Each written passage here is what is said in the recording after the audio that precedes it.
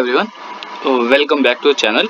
चलिए आज हम क्या करते हैं, कार्बोहाइड्रेट मेटाबॉलिज्म में हम लिंक रिएक्शन तक पढ़ चुके थे। आज आगे का पार्ट देखते हैं, टी से साइकिल। ठीक है ना। टी से साइकिल को बेसिकली जैसे यहाँ पे फर्स्ट लिखा हुआ आपको दिख रहा होगा, 6 पार्ट्स हैं। 6, इससे ज्यादा कुछ भी नहीं आएगा एग्जाम में, इतना ही आएगा जितने ही पढ़नी है। ठीक है ना। तो चलिए शुरू करते हैं। पहले क्या बोलते हैं टी साइकिल को, और क्या बोलते हैं हम इसको, हम बोलते हैं क्रेब्स साइकिल, क्रेब्स है ना। ठीक है, क्रेब्स साइकिल्स, और या फिर क्या बोलते हैं citric acid cycle, citric acid cycle. ठीक है ना। बताता हूँ एक बार। क्रेब्स साइकिल इसलिए क्योंकि साइंटिस्ट का नाम है, टी से साइकिल इसलिए क्योंकि जो पहला प्रोडक्ट बनता है उसके अंदर 3 कार्बोक्सिलिक ग्रुप होते हैं, और सिट्रिक एसिड साइकिल इसलिए क्योंकि पहला प्रोडक्ट जो बनता है उसको सिट्रेट बोलते हैं। ठीक है। अब इंट्रोडक्शन में शुरू करते हैं। इंट्रोडक्शन में पहला है कि लोकेशन। लोकेशन मतलब कहाँ पे आपकी टी से साइकिल चल रही है। लोकेशन में ऑल सेल्स, बॉडी के सारे सेल्स में। सेल के अंदर कहाँ पे, माइटोकॉन्ड्रिया में। माइटोकॉन्ड्रिया में कहाँ पे, मैट्रिक्स में। और एक स्टेप होता है जो कहाँ पे, inner mitochondrial IMM, inner mitochondrial membrane में। ठीक है, ए पार्ट हो गया। ठीक है, बी है, बी पार्ट देखना है इसका। बी में है कि क्या फायदा है टी से साइकिल का। एक सेकंड, टी से साइकिल का क्या फायदा है कि ये 60 से 70% जो बॉडी को एनर्जी मिलती है वो आपको कहाँ से मिलती है, वो टी से ही मिलती है। 60 to 70% एनर्जी टू बॉडी वो टी से ही मिलती है। ठीक है। और ये सीक पॉइंट कैसा है, ये फाइनल पाथवे है। ठीक है ना, फाइनल ऑक्सीडेटिव पाथवे है। ये फाइनल पाथवे मतलब चाहे फैट हो, चाहे कार्ब हो, चाहे अमाइनो एसिड हो, सबको अल्टीमेटली एसिटाइल कोए बन के आना है, एसिटाइल कोए, और टी से साइकिल में एनर्जी देनी है। ठीक है, चलो फाइनल पाथवे। अब टी से साइकिल तो बाद में याद करेंगे, पहले ट्रिक याद करते हैं। देखो ये अभी डायग्राम दिख रहा होगा, लेकिन ये याद कैसे होगा, ट्रिक याद करते हैं इसको, मतलब ट्रिक कोई सोचते हैं कि कैसे हमें ये याद हो। तो ट्रिक है इसे याद करने की, AC है ना, AC इन ओला, LA, ओला। ओला मतलब कार चलती है जो, ठीक है, Ola taxi. Ola service, Ola service with Spotify FM online. ठीक है ना। तो क्या है, AC in Ola service with Spotify FM online. I hope इससे याद हो जाएगा। ठीक है ना। तो अब ए यहाँ पे क्या है, ए यहाँ पे क्या है, एसिटाइल कोए, एसिटाइल कोए। जबकि एसिटाइल और कोए कहाँ से आ रहे, लिंक रिएक्शन है, लेकिन पता होना चाहिए कि पहले सबसे पहले वही यूज होगा। सी का मतलब है सिट्रेट, आई का मतलब आइसोसिट्रेट, आइसोसिट्रेट। ठीक है ना। वो जो एक्वानिटेज बनता है ना, वो आपको नहीं याद रखना है। ठीक है ना। ओ है यहाँ पे ऑक्सैलो सक्सिनेट। ठीक है, यहाँ पे L और A इसलिए लिया है ताकि आपको L से वो साउंड में पता चले, लेकिन ग्लूटरेट है वो। ठीक है ना, अल्फा कीटो ग्लूटरेट। ये जो सर्विस का S है यहाँ पे, इसका नाम है अल्फा कीटो ग्लूटरेट। इसका यहाँ पे सर्विस का नाम है आपका सक्सिनाइल कोए। ठीक है ना, ये है सक्सिनिल कोए। विद का मतलब कुछ नहीं है, W कुछ नहीं है यहाँ पे, W खाली है। और स्पॉटिफाई इसका मतलब है सक्सिनेट, F तो कॉमन है, मतलब सबसे अलग है यहाँ पे, पता ही होगा, fumarate. M for malate, and online इसका मतलब है ऑक्सैलो एसिटेट। ठीक है ना। चलो इससे ये याद हो जाएगा ट्रिक। ठीक है ना। क्या ट्रिक है, AC in Ola service with FM online. ठीक है, इससे याद हो जाएगा। चलो नेक्स्ट देखते हैं। थर्ड है इनहिबिटर। इसके ETC के इनहिबिटर्स कहाँ पे वर्क करते हैं और क्या क्या वर्क करते हैं। देखो एंजाइम को याद करने के लिए ना, एंजाइम पहले इनहिबिटर से पहले एक ट्रिक बताता हूँ आपको एंजाइम याद करने की। इसमें एक चीज लो, एक चीज यहाँ पे ऐसे लो कि रिएक्शन को ना नेम दो, जैसे कि ये जो उसका पाथवे है नंबर 1, ये दोनों एंजाइम सेम है तो इसको दो नंबर 2। यहाँ पे 2 स्टेप है इसलिए यहाँ पे सेम नाम नहीं देंगे, यहाँ पे देंगे नंबर 3, नंबर 4, फिर ठीक है ना, एक सेकेंड, नंबर 4, और यहाँ पे देंगे ये एंजाइम पे नंबर 5, ये 6, ये 7, 8 और 9। ठीक है। तो एंजाइम में कैसे याद करना है कि देखो जहाँ पे कुछ बनता है पहले वहां पे सिंथेज लगा के याद कर लेना। ठीक है, लेकिन जो मेन एंजाइम है, जो कैसे याद करना है, जो मेन एंजाइम है वो कहाँ कहाँ के याद करना है। मेन एंजाइम है आपके नंबर 3, 5, 7 और एक सेकेंड, 8 लिख दिया गलती से, और 9th। ये एंजाइम आपको मतलब जरूरी याद रखना है, ठीक है ना। ये सब कैसे हैं, देखो थर्ड पे कौन सा एंजाइम है, आइसोसिट्रेट डिहाइड्रोजिनेज। तो थर्ड वाले एंजाइम में क्या होगा, जो इन नंबर के एंजाइम है, सबस्ट्रेट का नाम होगा और पीछे बीच उसके पीछे क्या लगा होगा, डिहाइड्रोजिनेज, पीछे क्या लगा होगा, डिहाइड्रोजिनेज, ठीक है ना, डिहाइड्रोजिनेज, उसके बाद डिहाइड्रोजिनेज लगा हुआ होगा। चलो ठीक है, ये बता दिया।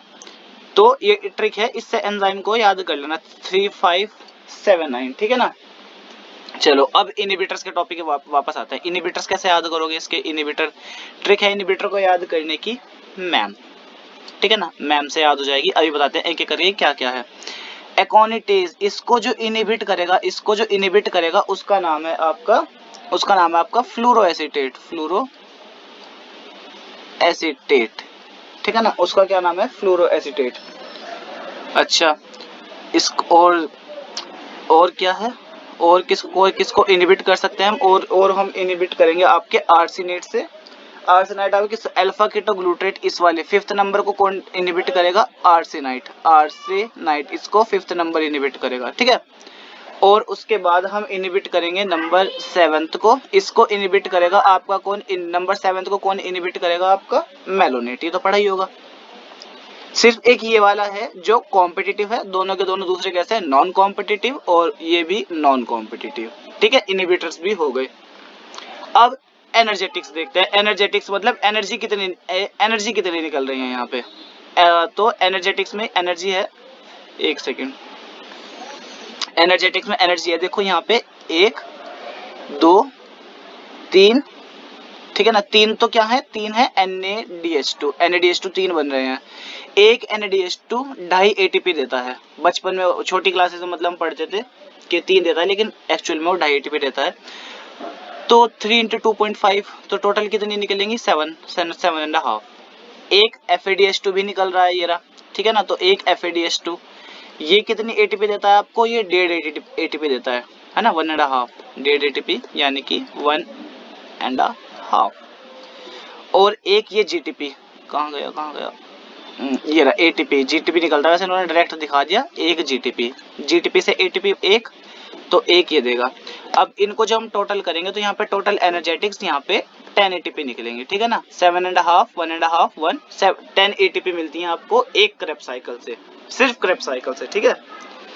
अब देखते हैं, अब सिग्निफिकेंस देखते हैं कि साइकिल का सिग्निफिकेंस क्या है, बेसिकली क्यों हो रही है ये साइकिल। सिग्निफिकेंस में 5 पॉइंट्स याद रखने हैं, ठीक है ना। पहला पॉइंट क्या है, पहला पॉइंट है कि कंप्लीट क्या करता है कि कंप्लीट ऑक्सीडेशन करता है किसका, एसिटाइल कोए को, एसिटाइल कोए को कंप्लीटली किस में ऑक्सीडाइज कर देगा, ये CO2 में, ठीक है ना। और CO2 है ना, CO2 में कर देगा। और CO2 कौन कौन से एंजाइम से निकलती है, एंजाइम का नाम याद रखना है आपको। CO2 कौन कौन से एंजाइम से निकलती है, एक तो आइसोसिट्रेट डिहाइड्रोजिनेज, और किससे निकलती है आपकी, अल्फा कीटोग्लूट्रेट डिहाइड्रोजिनेज। क्योंकि मेडिकल में ना ये सब 11th क्लास तो है नहीं कि आपको कहेंगे पूरी की पूरी क्रेब्स साइकिल लिख के दिखाओ, आप रात को रट्टा मारोगे और सुबह को बता दोगे, ये तो ऐसा नहीं होता है। सिग्निफिकेंस क्या है, और अभी जो सिग्निफिकेंस में 5 पॉइंट जाएंगे ना, उन पे से क्वेश्चन बनेगा, ठीक है, बेसिकली, और बाकी MCQ वगैरह बनेंगे। लेकिन पूरी क्रेब्स साइकिल लिखने के लिए ऐसा नहीं होगा कि पूरी क्रेब्स साइकिल लिख के दिखाओ, ठीक है ना। 5 पॉइंट है, 5 में से ये पहला है। दूसरा पॉइंट है इसमें कि ये क्या एनर्जी प्रोवाइड करेगा, इस पे भी क्वेश्चन नहीं बनेगा। एनर्जेटिक से बन सकता है वैसे ही, लेकिन इस पे भी ऐसा कोई खास क्वेश्चन नहीं बनेगा। थर्ड इंपॉर्टेंट है कि fats are burn in wick of carbs. ये क्या, ये बात सही है, हाँ ये बात बिल्कुल सही है। इसका देखो, इसको सिंपल वे में लेकर चलते हैं। जैसे इनके कहने का मतलब ये है कि जो फैट्स हैं मतलब जो फैट्स हैं वो किस में बर्न होते हैं, वो कार्बोहाइड्रेट की फ्लेम में बर्न होते हैं। मतलब इसमें देखो कैसा है, जैसे मेरे पास ये एक दिया है, ठीक है, मैंने इसके अंदर मैंने ऑयल डाला। ऑयल क्या होता है आपका, फैट। लेकिन वो ऑयल जब तक नहीं जलेगा, जब तक मैं उसके अंदर एक बत्ती नहीं डालूंगा, विक नहीं डालूंगा। और वो बत्ती किससे बनी हुई होती है, सेलुलोज वगैरह से। और सेलुलोज वगैरह क्या होता है आपके, ये होता है आपके ये कार्बोहाइड्रेट, ठीक है ना। तो इसमें यही बताया गया है, बॉडी के अंदर भी ऐसा ही होता है। बॉडी के अंदर ऐसा होता है कि जब हम फैट्स को ऑक्सीडाइज करते हैं ना, जब हमें फैट्स को ऑक्सीडाइज कराना होगा, है ना, तो फैट्स के ऑक्सीडाइजेशन के लिए हमें वहां पे ऑक्सैलो एसीटेट की जरूरत पड़ेगी। किसकी? Oxalo acetate. और ऑक्सैलो एसीटेट आपका कहाँ से बनता है? पायरुवेट से। और पायरुवेट आपका कार्बोहाइड्रेट मेटाबॉलिज्म का पार्ट है। जबकि फैट, तो इसका यही मतलब प्रूफ हुआ कि जो फैट्स है वो ऑक्सीडाइज्ड होंगे किससे? ऑक्सैलो एसीटेट्स के हेल्प से। और ऑक्सैलो एसीटेट आपका पायरुवेट मेटाबॉलिज्म से बनता है, ठीक है ना, वो पायरुवेट मेटाबॉलिज्म। और पायरुवेट मेटाबॉलिज्म किसका पार्ट है? वो कार्ब्स का पार्ट है, ठीक है। नंबर थर्ड भी पूरा हुआ। नंबर फोर्थ है एनाप्लीरोटिक रोल। प्लीरोटिक रोल, ये भी इंपॉर्टेंट क्वेश्चन है, ये भी बनेगा। इसमें क्या होता है कि जैसे देखो टीसीए साइकिल में होता है, जैसे टीसीए साइकिल है ना, तो टीसीए साइकिल में क्या होता है कि बहुत सारे प्रिकर्सर्स होते हैं, मतलब अलग पाथवे के प्रिकर्सर भी बनते हैं टीसीए से। जैसे टीसीए में क्या होता है कि जैसे टीसीए में सक्सिनाइल कोए बनता है, ठीक है ना, टीसीए में क्या बनता है? सक्सिनाइल कोए। और सक्सिनाइल कोए आपको क्या देता है? हीम देता है। हीम, अभी आगे हीम पढ़ेंगे हम, जो हीमोग्लोबिन में हीम वगैरह होते हैं वो आगे पढ़ेंगे। तो अब इसमें क्या होगा, जैसे इसमें ये है, अब इसमें क्या होगा, सोचो यहाँ पे हीम के जितने कार्बन थे, अब सक्सेनाइल कोए के वो हीम पे चले गए। अब टीसीए साइकिल में तो कमी पड़ गई ना, तो इसकी फिलिंग भी होनी है। तो जो फिलिंग अप ही होती है ना, यही होता है इसका एनापीरियोडिक रोल, जो इसकी फिलिंग अप होती है रिएक्शन में। और वो फिलिंग अप आपकी कहाँ से होती है? कार्बन्स की पायरुवेट से। पायरुवेट आपको क्या देता है? पायरुवेट आपको ऑक्सैलो एसीटेट देता है। पायरुवेट क्या देगा आपको? Oxalo acetate. और किससे होती है? ग्लूटामेट से, ठीक है ना, ग्लूटामेट से भी होगी। ग्लूटामेट क्या है? Amino acid. और ये आपको क्या देता है? अल्फा कीटो ग्लूटरेट, ठीक है। तो यही है एनाप्लीरोटिक रोल, ठीक है। नेक्स्ट देखते हैं regulation of TCA cycle. Regulation देखते हैं टीसीए साइकिल का, रेगुलेशन क्या है। रेगुलेशन, तो रेगुलेशन में पहला पॉइंट क्या है कि टीसीए साइकिल आपकी इनवर्सली प्रोपोर्शनल है एनर्जी के। बॉडी के अंदर एनर्जी मतलब एटीपी, बॉडी के अंदर जितनी ज्यादा एनर्जी उतनी कम टीसीए साइकिल, ठीक है। दूसरा पॉइंट, जितना ज्यादा आपका कैल्शियम होगा, जितना ज्यादा मसल कैल्शियम होगा, उतनी ज्यादा ही आपकी क्या होगी? टीसीए साइकिल चलेगी, ठीक है। नंबर थर्ड है TCA cycle directly proportional to oxygen, क्योंकि अगर ऑक्सीजन होगी तभी तो टीसीए साइकिल का फायदा होगा। ऑक्सीजन के प्रेजेंस में तो ईटीसी वर्क करता है, किसके लिए चाहिए? ईटीसी के लिए, ठीक है। नंबर फोर्थ और लास्ट है, सबसे इंपॉर्टेंट पॉइंट है, इस पे तो एमसीक्यू जरूर बनेगा। इंपॉर्टेंट पॉइंट है कि टीसीए साइकिल जो है वो इंडिपेंडेंट है किस पे? हॉर्मोन्स पे। हॉर्मोन्स में अब दो ही हॉर्मोन्स का मेन बात होती है हमेशा मेटाबॉलिज्म में, इंसुलिन और ग्लूकागॉन। तो इन दोनों पर वो डिपेंड नहीं करता है। टीसीए साइकिल में इतना ही था, आई होप समझ आया होगा। कोशिश मतलब थोड़ी मैं पूरी कर रहा हूँ कि आई होप आपको बाकी समझ ही आ रहा होगा। अगर कोई प्रॉब्लम होगी या अगर सही लगा हो तो प्लीज कमेंट सेक्शन में मुझे बताना, ठीक है ना। तो मिलता हूँ आपसे नेक्स्ट लेक्चर में। Take care.